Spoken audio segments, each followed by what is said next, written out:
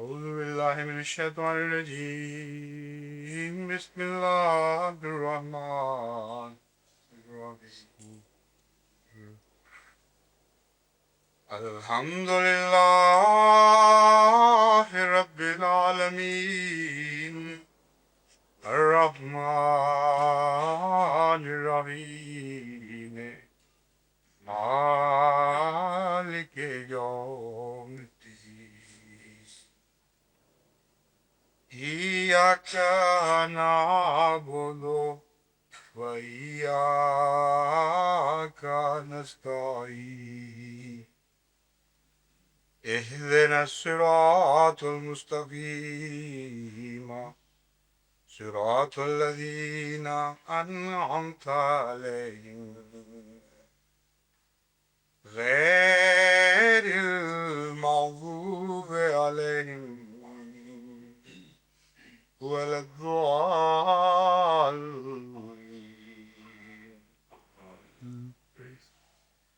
During our discussion last Sunday, we reached up to the verse Maliki Yawmiddin, and I promised to establish the correlationship of all the attributes of Allah used in these verses. So we'll have to go back for a while to restart our discussion of certain attributes used before this and then connect them up into a unified whole, interrelating with each other. Now, first of all, I begin with Ar-Rahman. Rabbul Alameen I have discussed at some length, but to connect the subject, I have to begin with Ar-Rahman. Because, as I said, the repetition of Ar-Rahman and Ar-Rahim is very important, because this repetition here mainly concerns the revelation of the Holy Qur'an. And I explained one reason why the word Ar-Rahman was used instead of Al-Alim or Al-Khaliq. For the creation of the Quran, I told you that Ar-Rahman was the most appropriate word in this context. But there is another reason why Ar-Rahman is used here. We have entered an era in the human progress where a worldwide religion was to be revealed to mankind as such.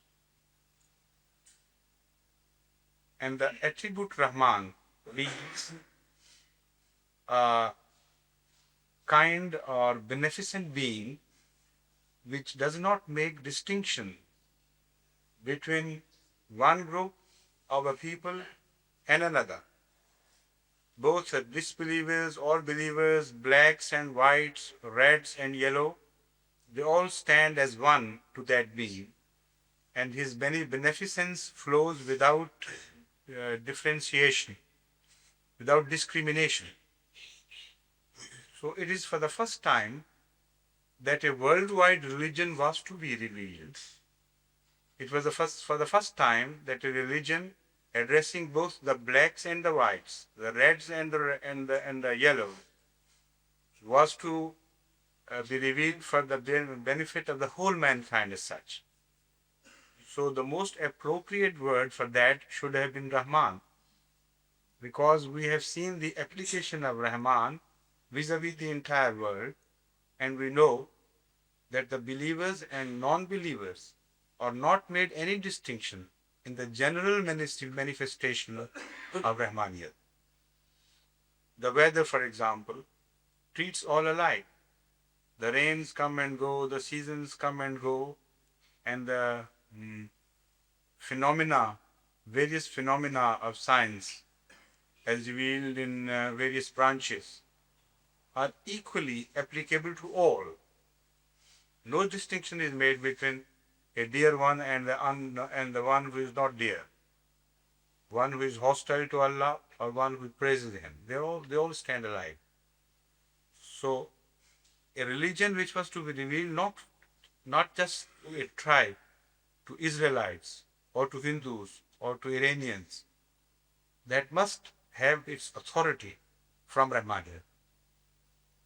So when Rahmaniyat appears here in the context of the revelation of the Holy Quran, it's a very great tiding that the religious benefits which remained previously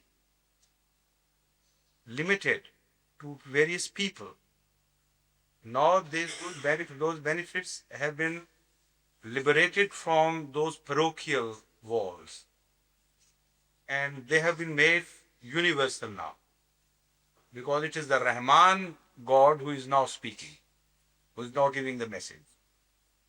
So it was impossible for the Rahman giving a message and forgetting China, for example, or Arabia, for another example.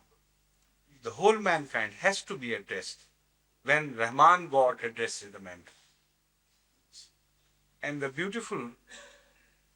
one beautiful part of this, one beautiful angle of this is there.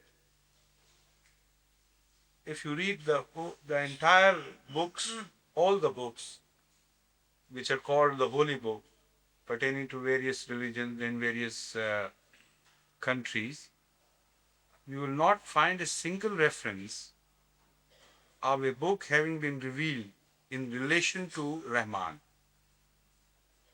As I said, the Holy Quran makes it a very clear declaration, Ar-Rahman allama al-Quran. There is not a single book in which you will find a single reference to Rahman God revealing a book to a people.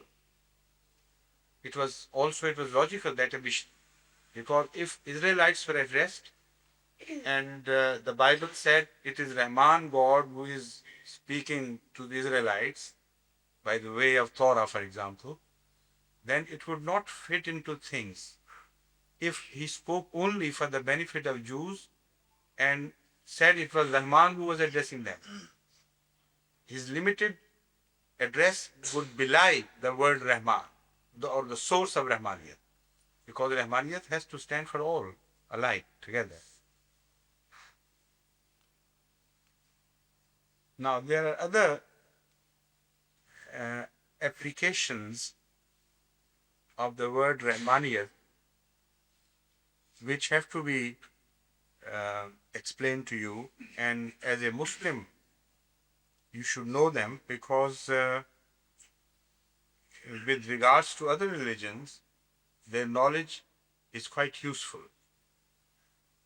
Rahmaniyat is a refutation also of the philosophy of Judaism. Although the philosophy of Judaism as such, as it should have been, is correct, there is nothing wrong with it. But when I say Rahmaniyat is a refutation of the philosophy of Judaism, I only mean the distorted philosophy which came into being after a long time, since the time of Moses. When Hazrat Moses appeared, his philosophy was correct. He only addressed a limited people for a limited time. And he did not claim to monopolize religion as such. Never in Torah you will find a reference to Moses having claimed that I am monopolizing the religion of God or the mercies of God just for the sake of Israelites. All these references which we find in the Bible or interpretations of certain verses are a phenomena of later times. But now as we see Judaism, it claims that the entire contact which God ever made with mankind was only in the limited sense of his revealing himself to the prophets of Israel. And he never spoke to anybody beyond that, never addressed any part of mankind other than those areas in which Israelites appeared. And they are the sole torchbearers and the sole representatives of God, not to the whole mankind, but to themselves. That is the tragic part of it. So, Rahmaniyat tells us that if God is also Rahman, that is, He is God of all mankind and all creation, and Rabbul Alameen further extends this concept to all the known worlds which are leading to the unknown, in time and in space. Then how could that God limit His mercy and His kindness only to a people of a certain region, of a certain race? And also in the same process, He seems to have forgotten the people of even that region before them. Because Israelites started only with Israel, and even Hazrat Ibrahim والسلام, Abraham, was not in Israel, because Israel was his son. So when the Israelites limit the mercy of God to Israelites, they also claim that even people of that region before Hazrat Yaqub did not receive any mercy. That is the natural corollary, natural inference they claim. But even if they don't make it, that is neither here nor there. Only a very limited ethnic group, which of all the people which inhabited those areas, according to Jewish claim, was the recipient of Allah's mercy. So Rahman refutes all these claims. It says that either God is not God of everybody, or you are wrong in your claim that God appeared only to the limited people. Now, when you come to discussions with Jews or Christians regarding the prophecy of Hazrat Muhammad Mustafa sallallahu alaihi wasallam or his advent, this is one of the objections they raise against you. And here the Christians join hands with Jews because it suits them. They say Allah only promised His kindness and His mercy to Abraham's sons, and of the sons they limit His mercy only to Isaac, who is called Ismail. And Ismail is also left out of that mercy.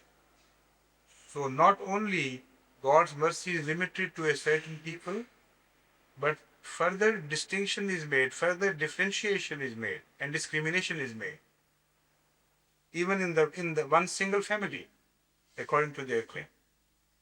So the point of discussion should start from the attributes of God. You should go back to the attributes and say, do you believe God to be a Rahman God or not? Is He a God of the whole mankind and the universe or not? Were there many gods who created many universes? Many gods who created different peoples at different times? Now the Jews are very strictly monotheists. So they'll have to accept it. No, there is just one single God.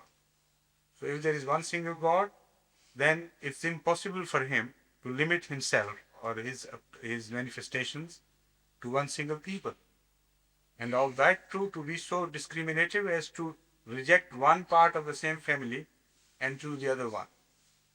So this is why the understanding of Rahmaniyat is important to us, because it's fundamental to our belief, and it helps us a lot in refuting the wrong beliefs of others. But as I made it clear, we must not reject Judaism as such. Because if you reject Judaism as such, you also throw reflection upon God. Judaism, when revealed in the context of its revelation, was a perfect religion, and it met all the requirements of the people whom it addressed. Why God did not refer to Rahman at that time? Because it was in the fitness of things not to refer to Rahman, because He was appearing to them in a limited sense.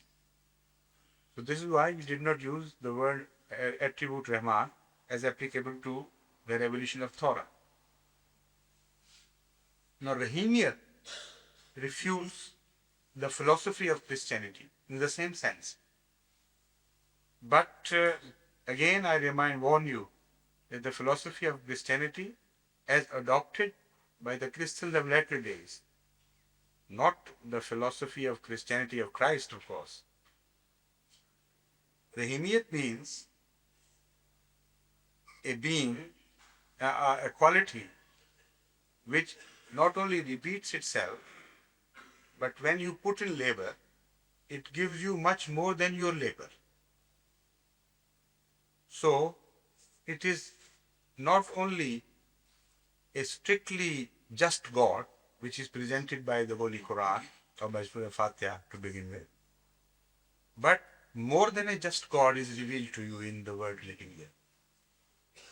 You put in your labor, and He gives you much more than you deserve. So, when He can give you much more than you deserve, how can He be considered to be so strict in His justice as to present the Jewish concept of the latter days? Now, there is a contradiction in Christianity. They laugh at Jews, they mock at Jews for their concept of justice. Now, what was the name in one of the Shakespeare's drama, which has become a classical name? Shylock. Yes.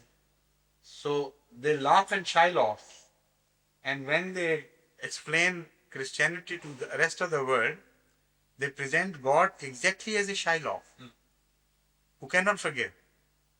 So why have you been mocking all these centuries at the Jewish concept of justice, while you have yourself appropriated that concept? So the Holy Quran in this verse, by bringing to attention the attribute Rahimiyat, refutes the concept of Christianity that Allah cannot forgive or cannot give more than one deserve. Rahimiyat does not only apply to give more, but also contains the connotation of forgiveness. If a laborer, for example, commits a sin or makes an omission, and the proprietor who is to pay him, who has employed him, he deducts that much of his services from his requital or his reward, he cannot be called a Rahim person. He is exactly the opposite of Rahim. So if one overlooks the defects or shortcomings or omissions of labor and pays them not only to the full measure despite those defects, but in addition to that, he pays from his own pocket extra. That is Rahim.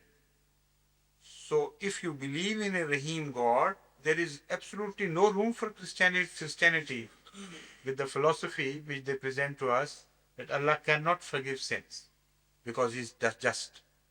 And just, nothing more. So that is the Shylock of a God they make, and in which no man with the normal senses or the correct poise can believe at all. Again, these verses of Surah Al-Faatiha refute another philosophy which also affects a large section of mankind, which is the philosophy of pantheism. This has penetrated also through Sufism into Islam at various stages. But a very large region of humanity which lives outside the domains influenced by either Judaism or Christianity or Islam believe in pantheism. So by refuting that concept, these verses cover the whole mankind. Nothing is left out. Because, now one thing, Rabbul Alameen, I'll come to that later, also refutes the philosophy of redemption presented by the Hindus, and the philosophy of creation propounded by the various Hindu sects. So when we finish the discussion of that, then it will be a complete discussion.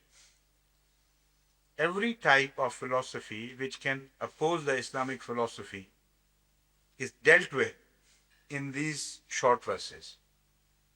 And the fundamentals of those philosophies are hit, so that you don't have to dwell at length dealing with them and refuting them in the details of their beliefs.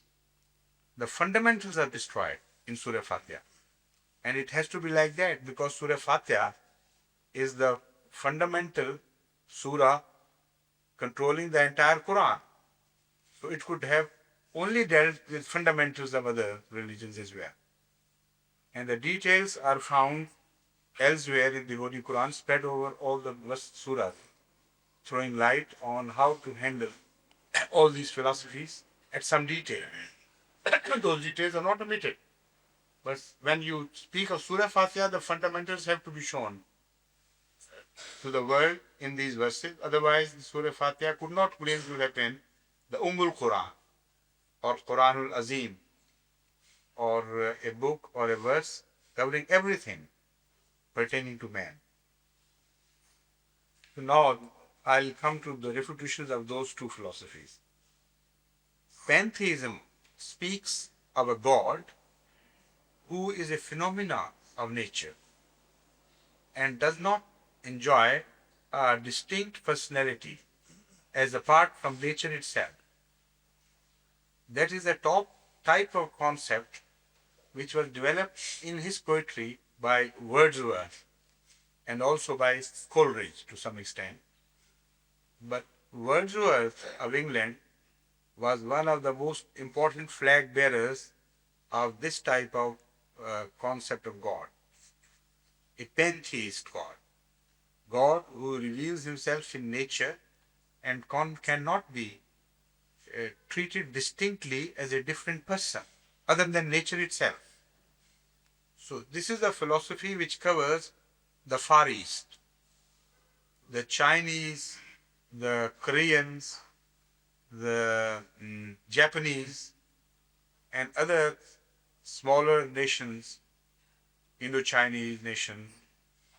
They all believe in one form or the other of this philosophy.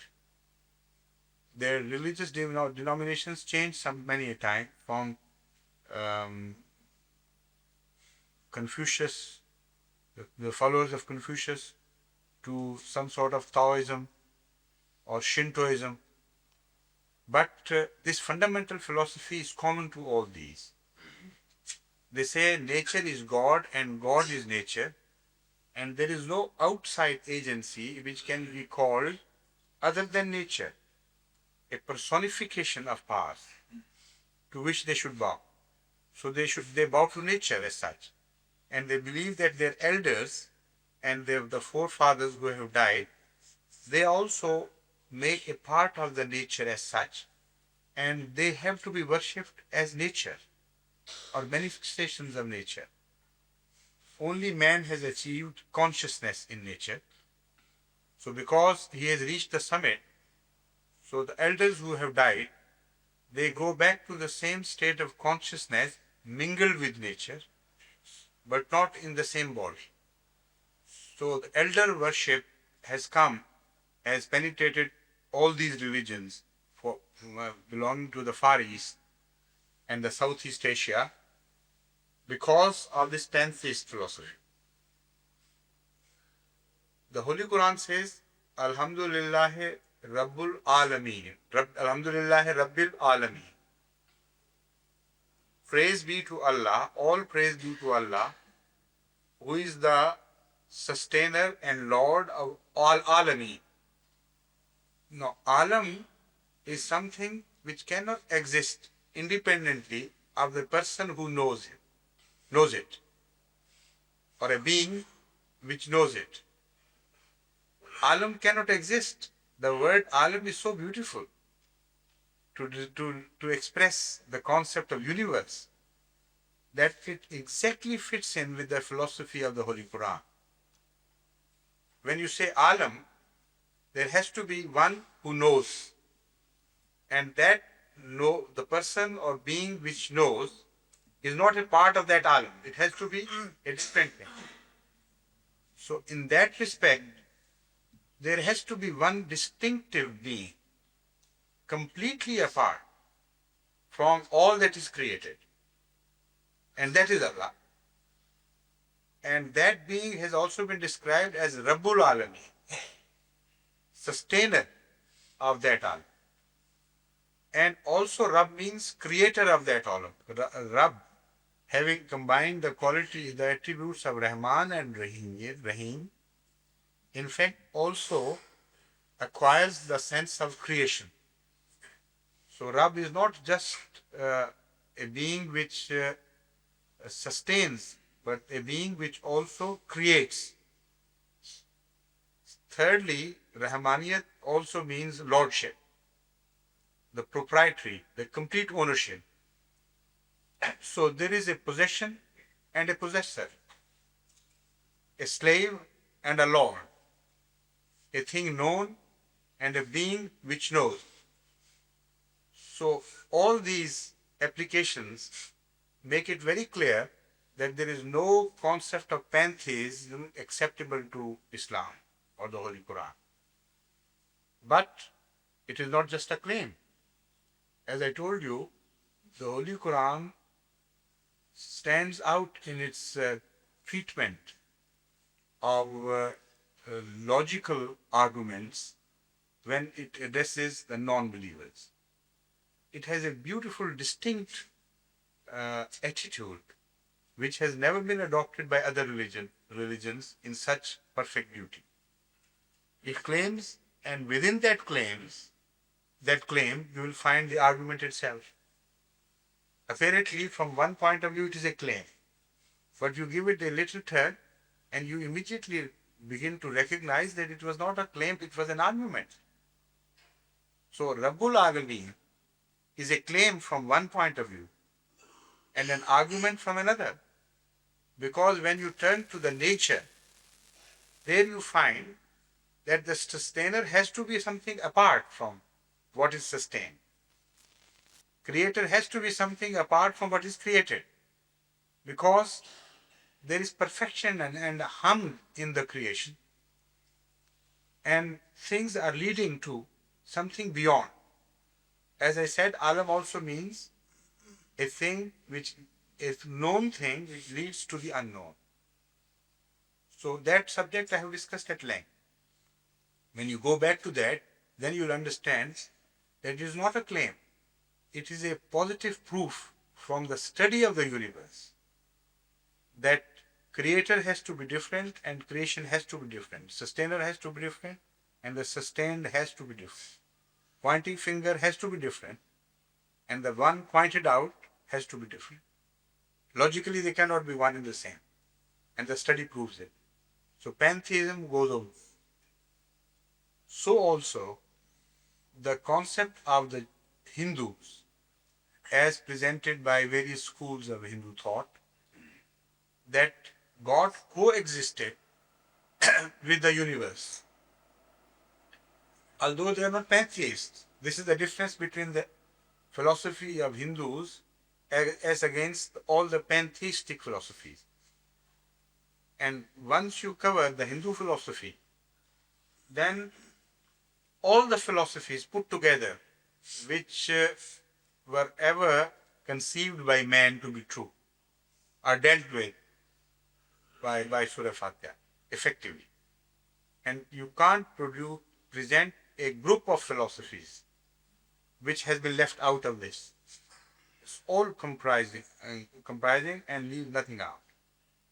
Now the Hindus, as I said, claim that God is a separate being, but it existed independently, not as a creator, but a coexister. And this is what has been refuted so effectively and roundly by Hazrat Masih Maud in Brahim MTA. those of you who have read that book and with the application of mind, with that qualification, that book has to be read.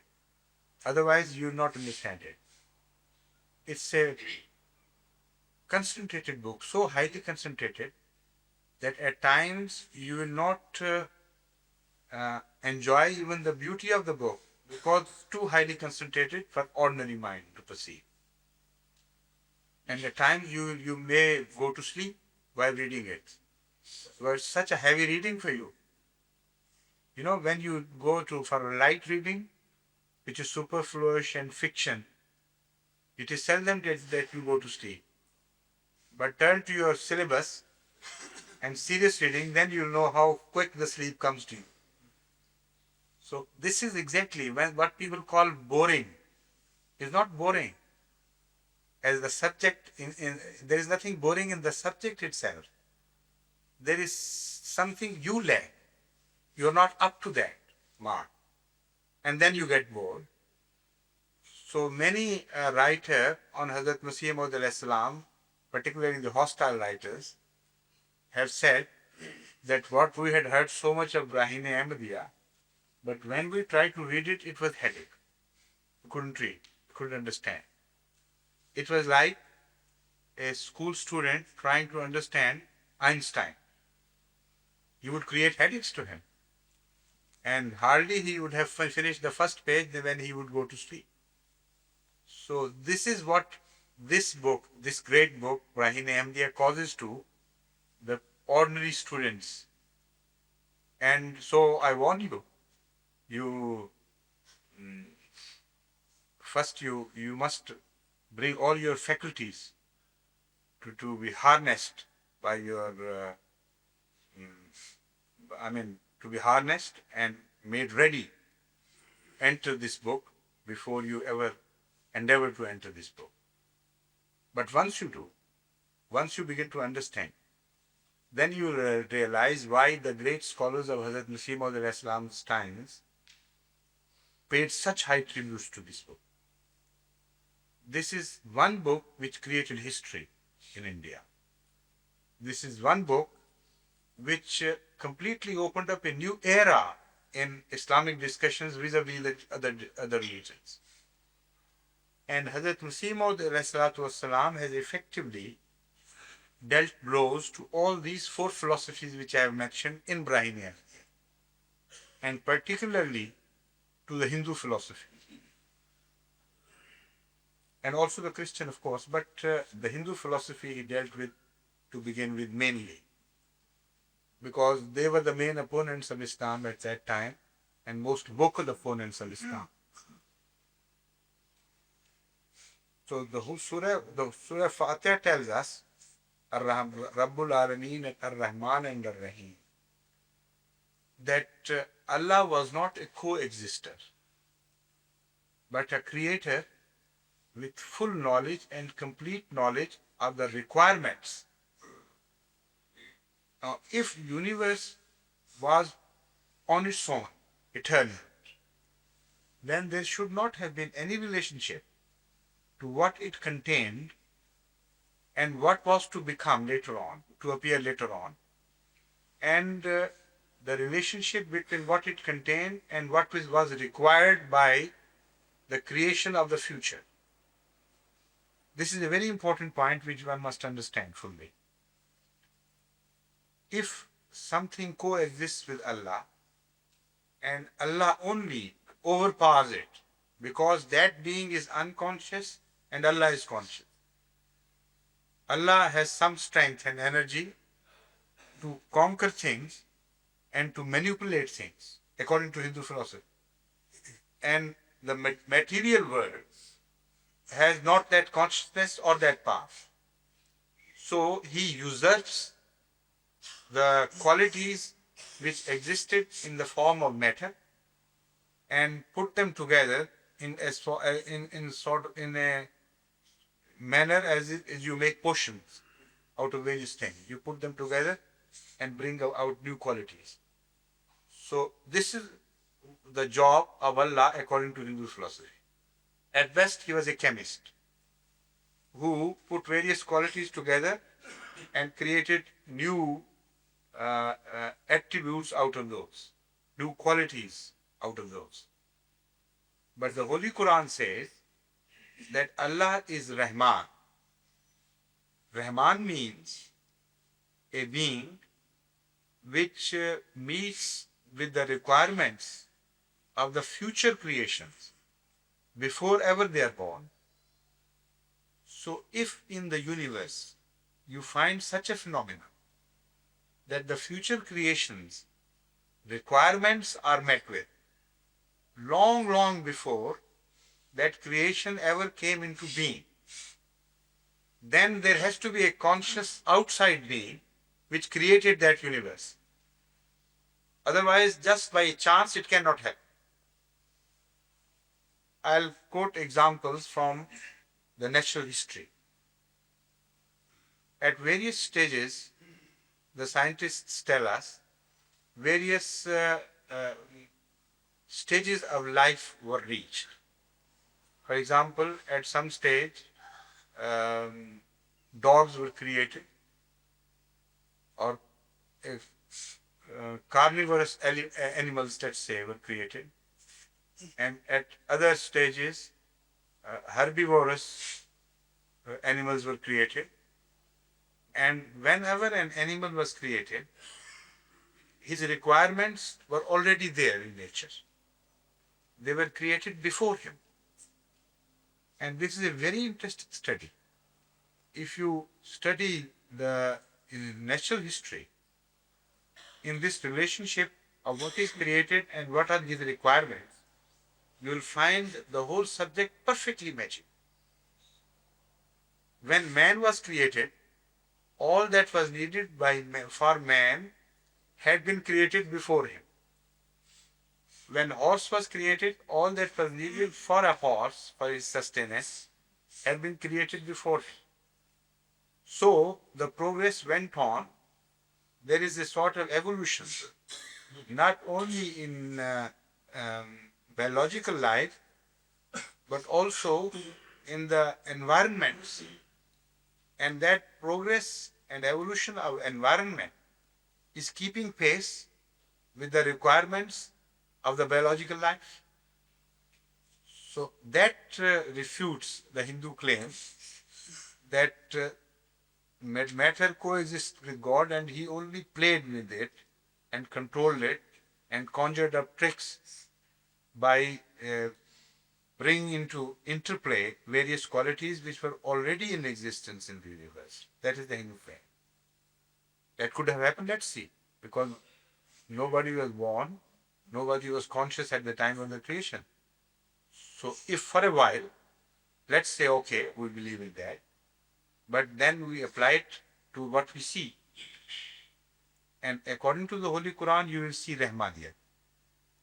And Rahmaniyat means, I repeat, creation of things which are not in demand at the time of creation, but will come into demand at much later stages.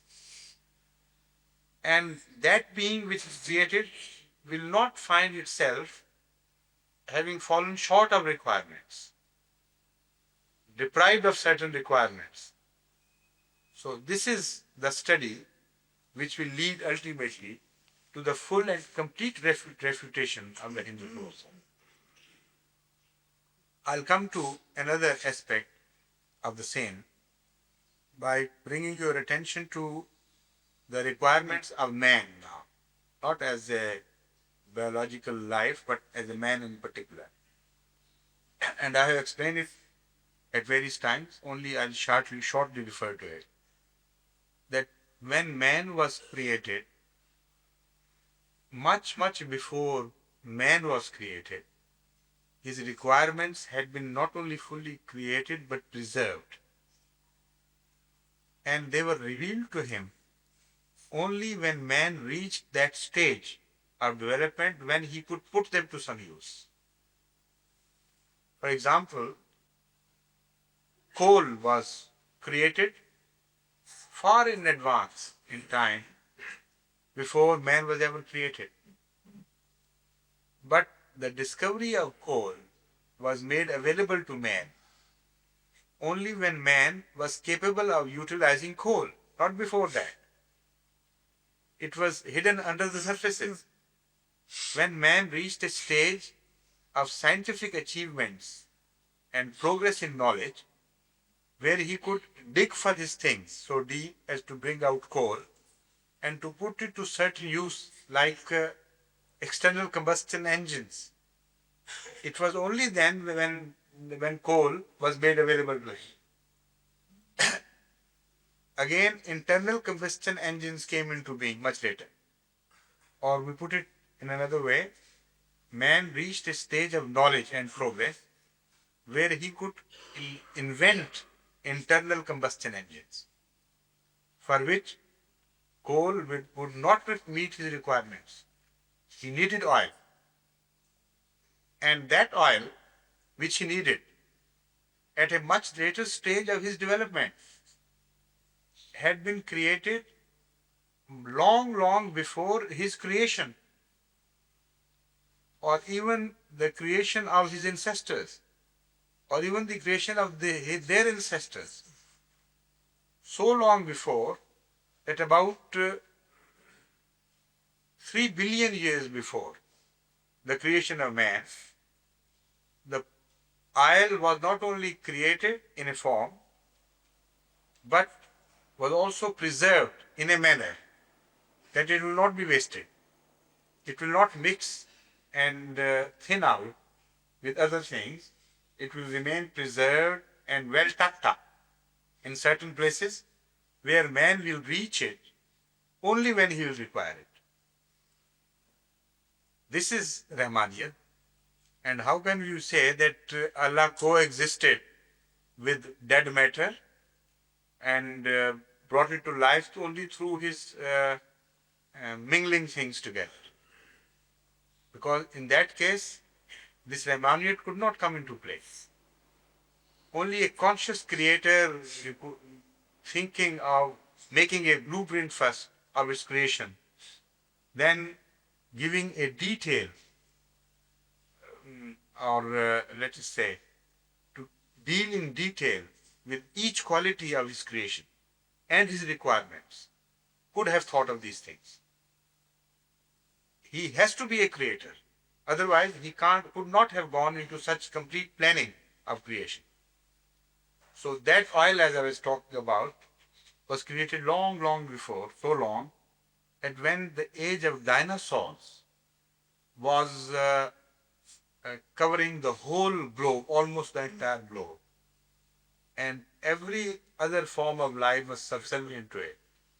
And the dinosaurs, in fact, saw so supreme that if evolution had gone on in that direction, the evolution must have met with a blind end ultimately. Because dinosaurs was increasing in their size and in their requirements. And the entire vegetation of the whole earth could not sustain them for a very long time. And if they had, the life had continued to progress or to evolve in that direction, to evolve in that direction, then there would have been a blind alley ultimately. Beyond that, evolution could not progress because the means of sustenance would have fallen short. So a shorter, smaller type of life with a different trend and orientation had to be given impetus for further development. And this type of life had to be brought to an end. And it was. And such an abrupt end that even today scientists are trying to solve the mystery and they have failed to solve the mystery.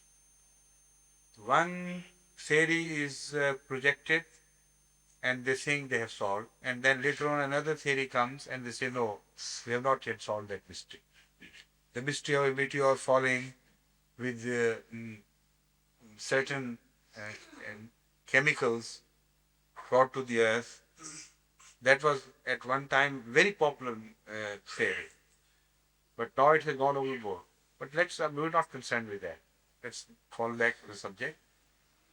The question arises, if God could not pursue the same line of development to its ultimate consummation. Was that a mistake by God? That a wrong alley was followed, and after following it for some time, suddenly God realized that, oh, this creation will not provide the purpose, and I must retreat my steps and start creating differently from a different line. Is that the possibility?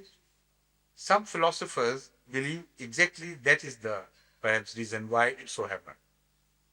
And as I mentioned, Ouspensky in another context is one of those philosophers who deals with the subject of creation, and he agrees with the beautiful world of Allah's creation. But he believes also, by looking at these things, that perhaps creation was made by the process of committing mistakes and eliminations and learning from the mistakes. So Allah went on committing mistakes and started learning from those mistakes and changed his life. And he also quotes this creation of the dinosaurs, for instance. He says dinosaurs, if they were permitted an unlimited progress, would have eaten themselves up, consumed themselves up ultimately, and died of starvation, and the whole globe would have returned to the same old era of aridness from which it had taken life. But that was not so. So according to him, God retreated his steps and started another way, followed another route of evolution. But the Holy Qur'an explains it. And Surah Al-Faatiha explains it. And it tells us that everything was created not in vain, but for some requirement, some need to be fulfilled. Now the scientists have discovered this. And they say that all those dinosaurs got buried and went into making of oil. And the oil-rich areas of the world are those where not only those dinosaurs, but early life abundant in sea also settled down, and they were turned into oil, and that energy was converted for the sake of future man. This is Rahmaniyat. And the Hindus claim that God coexisted with nature independently. Nature was independent and God was independent, and later on he harnessed the nature. But nature itself belies this. So when I said God makes claims in the Holy Quran, but when you look at the claims and analyze them, you suddenly begin to discover that they were not claims. They were arguments, and irrefutable arguments for that. Because a reference to nature is made in the same claims, and by the study of nature, you understand the arguments.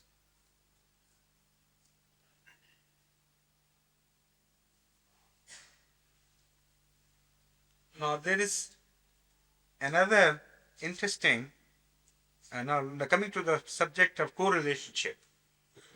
Let's now understand how the words or attributes are placed in relation to each other. You will find the Rahmaniyat closer to Rabubiyat, and Rahimiyat closer to Malikiyat. And it is not just by chance. It was designed so, intentionally. And Hazrat Muhammad Mustafa sallallahu alayhi wa sallam has revealed the reason why. He says, Ar-Rahmanu, Rahmanud Dunya, War-Rahimu, Rahimul Akhirah. He has spoken volumes in this, volumes of wisdom in this one sentence, and throws abundant light on the commentary of the Holy Quran related to these verses.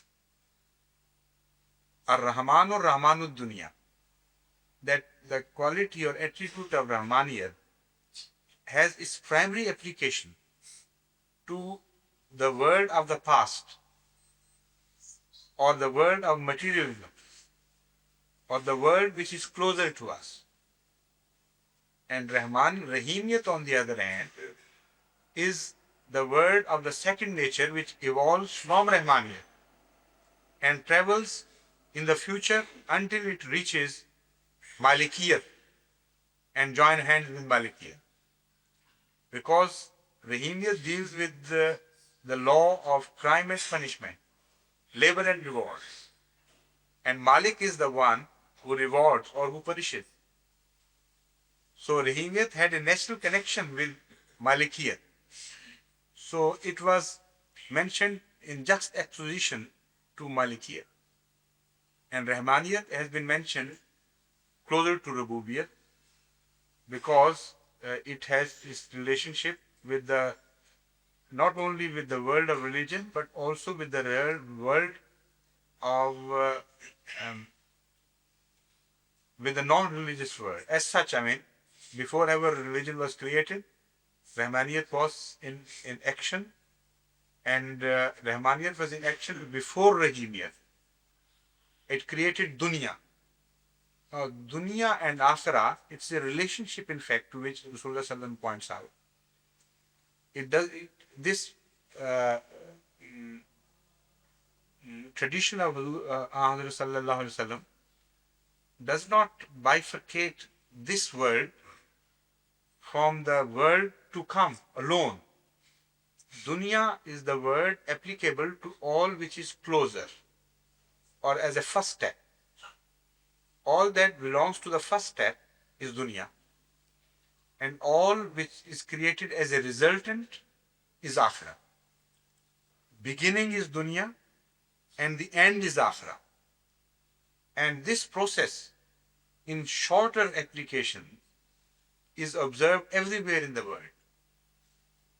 You begin with a thing, that is your dunya, and you end up, and that is your akhirah. So Hazrat Sallallahu Alaihi Wasallam pointed out that without Rahmaniyat you could not begin anywhere, because Rahmaniyat is the Rahmaniyat is the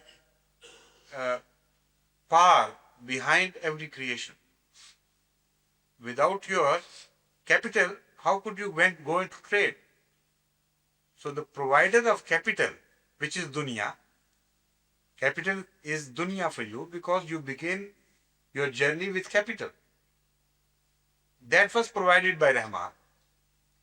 And when you put in your labor and apply your mental capabilities to that capital, what is profit? That is your akhirah. Akhirah in the sense that something new value has been added to your capital. So this is what Hazrat Sallallahu Alaihi Wasallam meant when he said, Ar-Rahmanu Rahimul Rahmanu Dunya Var-Rahimu Rahimul Akhirah. So Rahim is mentioned with Malik and Rahman is mentioned with Ra. Now, another thing that is very interesting about this is this correlationship. That beginning your journey, but before that I must first describe Malikiyat in this relationship. Then I'll go back to another very interesting subject and the correlationship of the whole attributes mentioned in this verse. Malikiyat and Rahimiyat and Rahmaniyat and Rububiyat, going backwards, have a perfect relationship. And if you take one word out, the picture will become incomplete. All these four had to be mentioned in this order. Otherwise, the picture of the universe could not be complete. And the assurances which are given to man in this sequence could not be given to him if you take a single word out of it or out of context. Rububiyat told you or gave you the message that you were created by a being which took you up while you were nothing. Halata ala al-insani hinum min ad-dahri lam yakun shay'an mazkura. That is the sense given by or carried by Rububiyat. that why don't you ponder at your past? You were a thing in the committee of things where you were not even worthy of mention. So it was Rabb who took you up from there and brought you to this perfection and carries you onwards to further perfections. So this is Rabubiyyah, which deals with your past and with a beneficent Lord who is looking after your needs. But can He look after all your needs? Is He so perfect as to meet your future requirements as well? For that, Rahmaniyat gives you guarantee. That why are you wondering? Why are you bothering about this? Don't you know that He is Rahman? Before Rabubiyyat, He had created all the things which anything could ever require. So Rabubiyyat is abundantly supplied with all the material which could be required by you or put to use by you. Don't bother about it, and that material will not be exhausted. The second question which comes to one's mind is this, that if Allah is doing everything and Rahman God has provided us with everything and Rabb is taking us from the lower orders to carrying us to higher orders, then let's be idle. Why to put in labors? Why to do hard work? Anyway, we will be carried forward and upwards. So Allah says, no, He is also Rahim. When He gives you certain qualities, from then on, those qualities have to be employed and intermarried with each other. And that interplay will help your progress. This is how Rabb works in you. There are many phases of your contact or the contact of the creation with its Lord, the Lord of creation. And in some phases, He was Rabb even without your efforts. You did not have to put any effort to improve, and completely you were in the hand of your Rabb. That contact finishes with the beginning of life, in some sense, continues in another. But in one sense, it comes to an end with the beginning of life. All the inanimate life has that sort of contact established with its Lord. An atom of hydrogen has to do nothing to come into contact with an atom. Two atoms of hydrogen have to do nothing to come into contact with an atom of oxygen to make water, which is a sort of progress and organization. It is controlled completely by powers outside its control. And through that application of Rububiyyat on inanimate life and inanimate creation, Allah progressed the whole universe.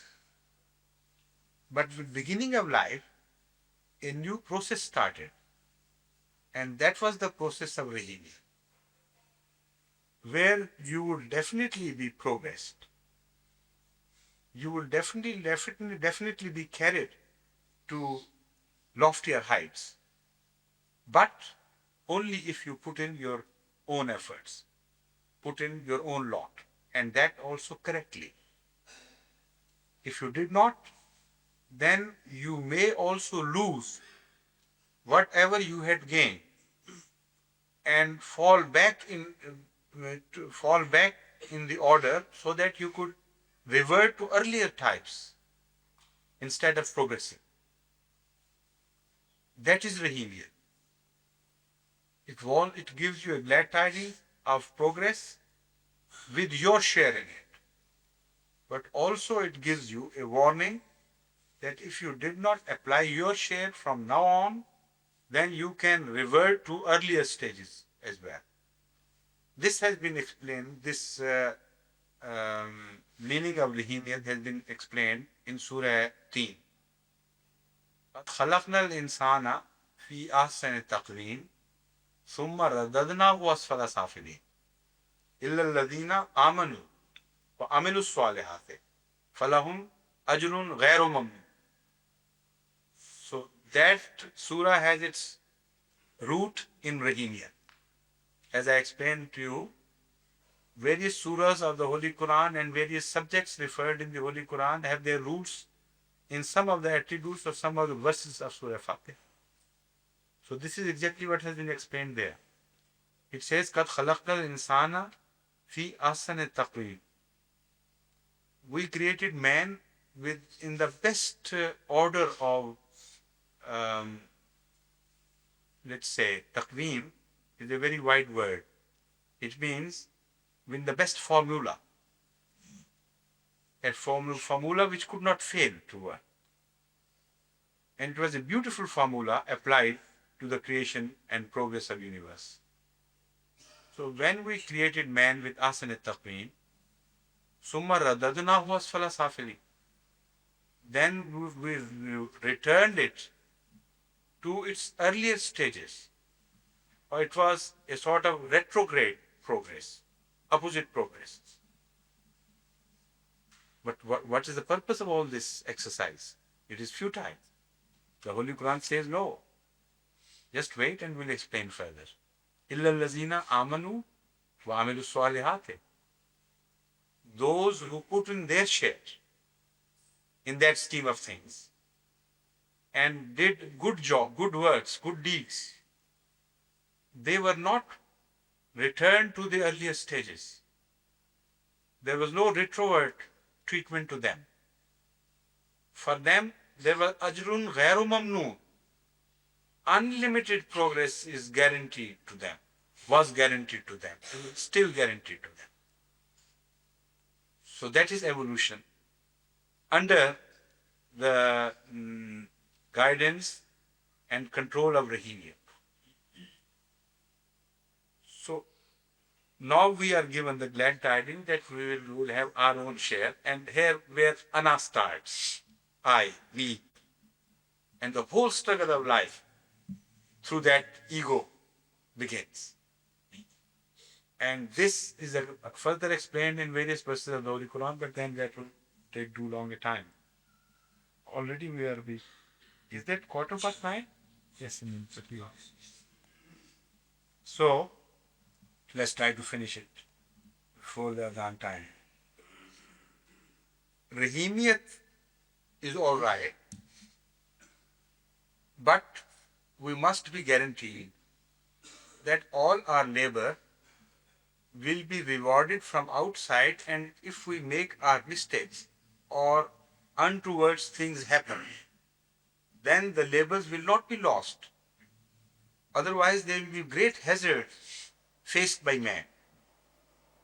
Suppose the being which is Rahimiyat does not live long enough before the process has reached its maturity.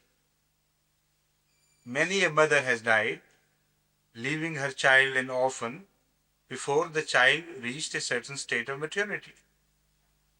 Many a government promised the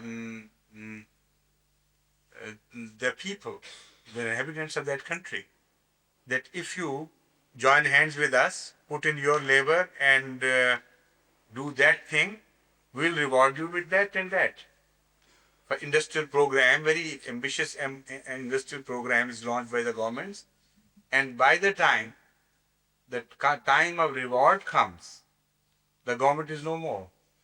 A revolution has taken place. Another country has come and overpowered that government. So no guarantee. But Malik gives the guarantee.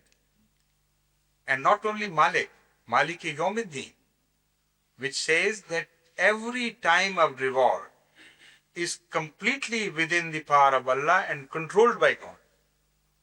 You have come into contact with a God which is the God of not only of beginning but of the end as well. So that end can come sooner in some cases and later in some other cases. according to the translation of Yom, you make. According to the duration of that Yom. There always is a Rahman in the beginning, a Rahim in the middle, and a Malik in the end. And there can never be any effort on the part of man which can go unrewarded or unpunished. Because Malik Yawmiddin tells you that for every ending, you will find a Malik there waiting for you to reward. This has been beautifully described in other verses of the Holy Quran, the phenomena of Malik. And now when you will read those verses, then you will understand the beauty and charm of those verses. Referring them to this word Malik as it is described and as it is placed in the order of things.